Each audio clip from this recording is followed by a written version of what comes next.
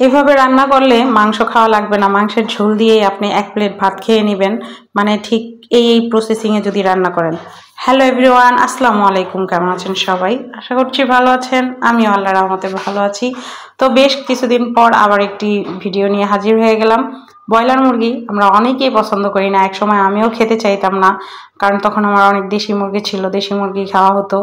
তো আজকে হচ্ছে আমি ব্রয়লার মুরগিটা এমনভাবে রান্না করলাম, তো খাওয়ার পরে দেখলাম যে ঝোলটা দিয়েই ভাত খাওয়া যায়। কেউ যদি ব্রয়লার মুরগি না খান, মানে মাংস খেতে না চান, খায়েন না, কিন্তু সেম প্রসেসিংয়ে যদি আপনারা রান্না করতে পারেন তাহলে হচ্ছে, আর ঘরে যদি থাকে খাঁটি ভাঙা সরিষার তেল, মানে ঘানি ভাঙা, মানে হচ্ছে সরিষা আপনারা নিজেরা ভাঙিয়ে আনছেন, সেই সরিষার তেল দিয়ে যদি আপনি এটা মাখিয়ে সব কিছু সব উপকরণ, আমি এখানে গরম মশলা, তেজপাতা, লং, এলাচ, আপনারা চাইলে একটু গোলমরিচ দিয়ে নিতে পারেন।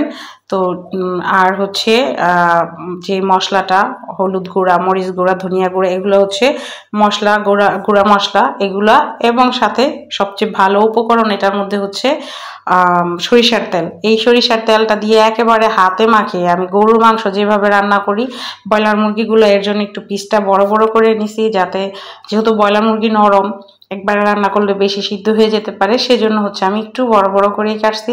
আদারওয়াইজ আগে ব্রয়লার মুরগি আমি ছোট ছোট পিস করতাম, কিন্তু এখন একটু মোটামুটি বড় করে রান্না করছি। এই যে দেখেন আমি কত সুন্দর করে মাখিয়ে নিলাম, আর কাঁচামরিচ দিয়ে দিছি সাথে। তো এই মাখানোর পরে সরিষার তেলের ঘ্রাণ আর মশলার ঘ্রাণে মানে ঘর ভরে গেছে। তো যাই হোক, অল্প করে পানি দিলাম।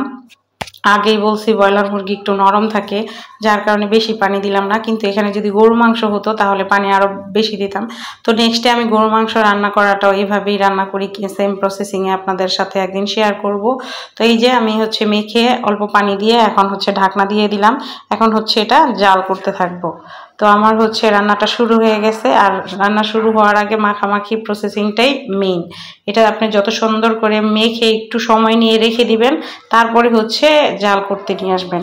তো কিছুটাক্ষণ জাল করার পর দেখি, মানে ওই যে ঢাকনার গায়ে একটু ছোট ফুটা আছে, ওটা দিয়ে ঘ্রাণ বের হইতেছে। আগেই তো বলছি যে ঘাটি ভাঙা সরিষার তেল, এই সরিষার তেলে রান্না করলে, এক সময় আমি সরিষার তেল খেতে পারতাম না, কিন্তু এখন মানে দেখলাম যে সয়াবিন তেলের চাইতে সরিষার তেলটা আমাদের শরীরের জন্য উপকার, এবং হচ্ছে গ্যাস্ট্রিকের সমস্যাটা কমে।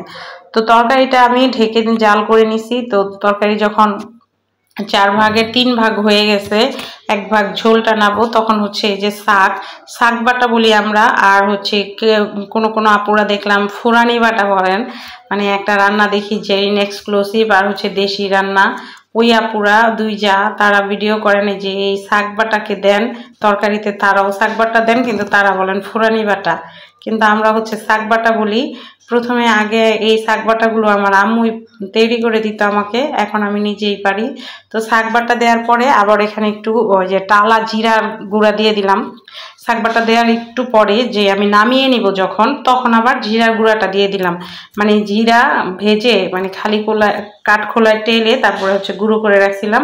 তো এই সময়তে তরকারিটার মানে লবণ দেখলাম অনেক টেস্ট হয়েছে, ঝোলটা। এই যে ফাইনালি আমার রান্নাটা হয়ে গেল। ভাত খাওয়ার সময় ঝোল দিয়ে ভাত খাওয়া হয়ে গেছে ভাই। ভিডিওতে ভয়েস দিয়ে আমার আবার মুখে মানে জিভে জল চলে আসছে। সেম প্রসেসিংয়ে রান্না করবেন, দেখবেন অবশ্যই ভালো লাগবে।